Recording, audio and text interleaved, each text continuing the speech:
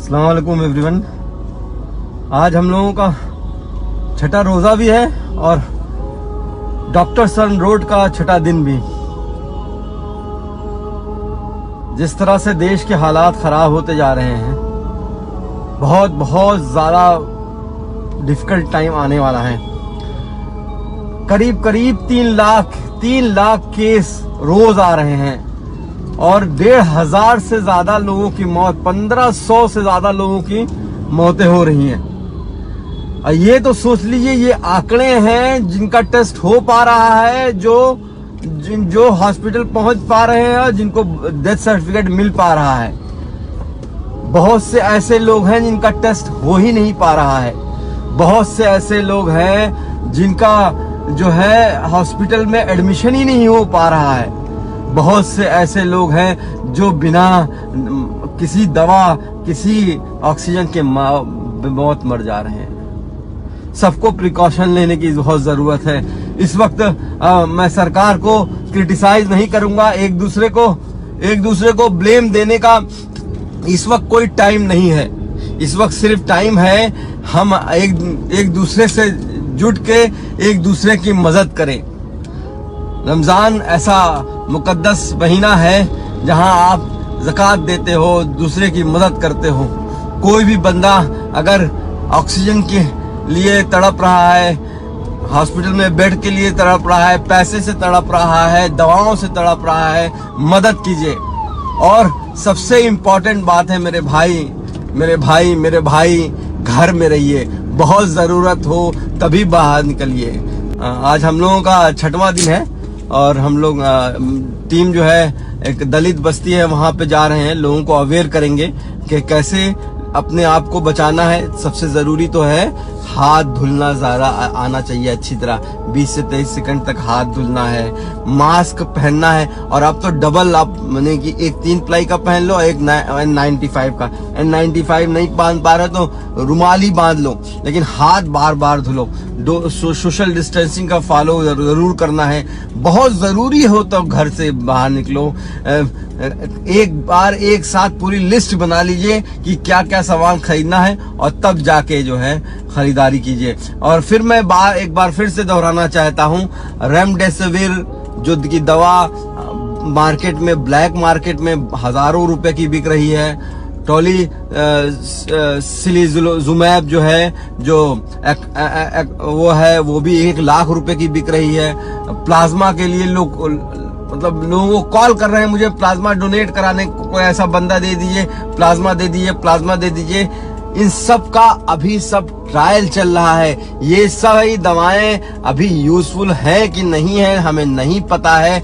कुछ एक आध 2-4 लोगों की जान हजारों में बचाई हो सकती है, लेकिन इसकी वजह से सिर्फ है वो नहीं पता है। WHO ने तो रेमडेसिविर पे कहा था कि अभी यूज करने की जरूरत नहीं है।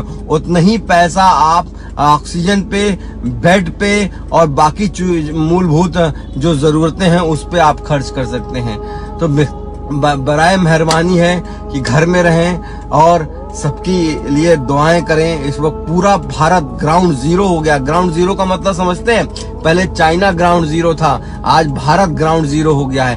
कल जो है 2,73,000 के केस करीब मिले थे। और जो है जिस तरह से केसेस बढ़ते जा रहे हैं, 3 लाख जो है, जो US का रिकॉर्ड था, उसको भी हम लोग शायद पार कर जाएंगे। तो आप सबसे बहुत गुजारिश है, टाइम हो रहा है, मैं निकलने वाला हूँ। बस ऐसे ही बहुत दिन हो गए थे लाइव आए हुए, आप लोगों से बात किए हुए, आपसे बात करना चाहता था। बस बहुत मुश्किल टाइम है। और मुझे सबसे गंदा ये बात लगती है कि सरकार सिर्फ कोरोना पे कंसंट्रेट कर देती है। जैसे लगता है सारी बीमारी खत्म हो गई, बच्चे बीमार होना बंद हो गए, बच्चों को दस्त आना बंद हो गया, बच्चों को निमोनिया आना बंद हो गया, किसी को डायलिसिस की जरूरत है वो कहाँ जाएगा, किसी को हार्ट अटैक आ रहा है वो कहाँ जाएगा, कि कोई प्रेग्नेंट है वो कहाँ जाएगी, माँ जो डिलीवरी हो रही है वो उसको कौन अटेंड करेगा। ये भी सारी चीजें, सारी बीमारियां बंद खत्म हो जा रही, थोड़ी हो जा रही हैं। आपको एक डेटा बता दूं, 2020 जो अभी गया है, 1,50,000 हजार के करीब कोरोना से लोग इंडिया में मरे थे डेटा के हिसाब से, और 1 करोड़ लोग नॉन कोरोना वायरस रीजन से मर गए थे। तो आप सोच लीजिए कि क्या सारी बीमारियां कोरोना की वजह से खत्म हो जाती हैं? नहीं। तो मुझे ओपीडी बंद करने का ये सिस्टम मुझे सही समझ में नहीं आता है। देश भर में फिर से लॉकडाउन की बातें हो रही है। लॉकडाउन होने से गरीब बेचारा मरता है, सिर्फ गरीब मरता है। हर चाहे बीमारी आए तब भी गरीब मरता है, बीमारी जो है लॉकडाउन कर दो तब भी गरीब मरता है। इकोनॉमी पूरी तरह से डूब चुकी है, स्कूल कॉलेज बंद हो चुके हैं, एग्जाम सब कैंसिल हो चुका है। तो ये हालात पे देश को पहुंचा दिया गया है। हम सबको जागना पड़ेगा, हम सबको जागरूक होना पड़ेगा। बहरहाल इस वक्त आलोचना क्रिटिसिज्म का कोई भी जरूरत नहीं है। हमको अपने सरकार के साथ, अपने नरेंद्र मोदी जी के साथ, अब सबके साथ, सबको मिलके इस वक्त जो है देश के जो डॉक्टर्स, जो फ्रंट लाइन वर्कर्स, चाहे स्वीपर्स हो, चाहे वार्ड बॉयज हो, चाहे नर्सेज हो, चाहे फार्मासिस्ट हो, चाहे जो है आपका डिलीवरी बॉय हो, चाहे आपका जो है क्या कहते हैं वॉचमैन हो, जो भी आपके लिए मदद कर रहा है उन सबके लिए दुआ कीजिए। खासकर जो आपके यहाँ काम वाली आती हैं उनके लिए भी तो ज़कात दीजिए, लोगों की मदद कीजिए।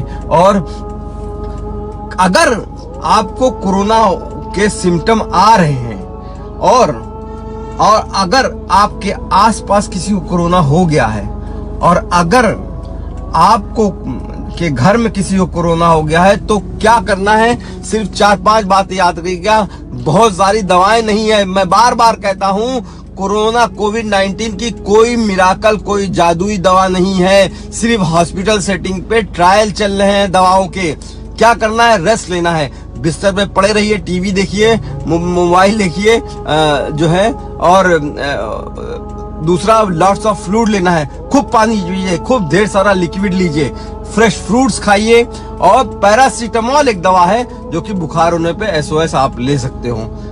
बस यही एक है। उससे आगे बढ़ेंगे तो जो है जो भी दवा होंगी वो डॉक्टर आपको देगा। पल्स ऑक्सीमीटर बहुत महंगा नहीं होता है, 1200-1300 रुपए का होता है, वो घर पे रखिए, और जो है थर्मामीटर रखिए। बाकी फेबिफ्लू हुआ, आइवरमेक्टिन हुआ, ये भी दवाएं ट्रायल पे चल रही है, और कुछ दवाएं तो काम ही नहीं कर रही हैं। हाइड्रोक्सीक्लोरोक्विन, आइवरमेक्टिन, मलेरिया की दवा, क्लोरोक्विन, तो ये सब दवाएं काम नहीं कर रही है। और फिर लास्ट में दोहराना चाहूंगा, ये वायरस जो कोई डबल स्ट्रेन वायरस कहते हैं, कोई यूके स्ट्रेन वायरस कहता है, कोई ब्राजील स्ट्रेन वायरस कहता है, कोई साउथ अफ्रीकन स्ट्रेन वायरस कहता है। वायरस तो म्यूटेट करता ही है यार। हजारों तरह के वायरस आएंगे, हजारों तरह से म्यूटेट करेगा। ये अब हमारी जिंदगी का पार्ट हो गया है। 2025 तक ऐसा होता रहेगा, 2030 तक ऐसा होता रहेगा। तो इससे घबराने की जरूरत नहीं है। वैक्सीन जो है लगवाइए। वैक्सीन अगर 45 साल से ऊपर है, सबको वैक्सीन लगवाना भी जरूरी है, और रोजे में भी आप वैक्सीन लगा सकते हैं। शुक्रिया।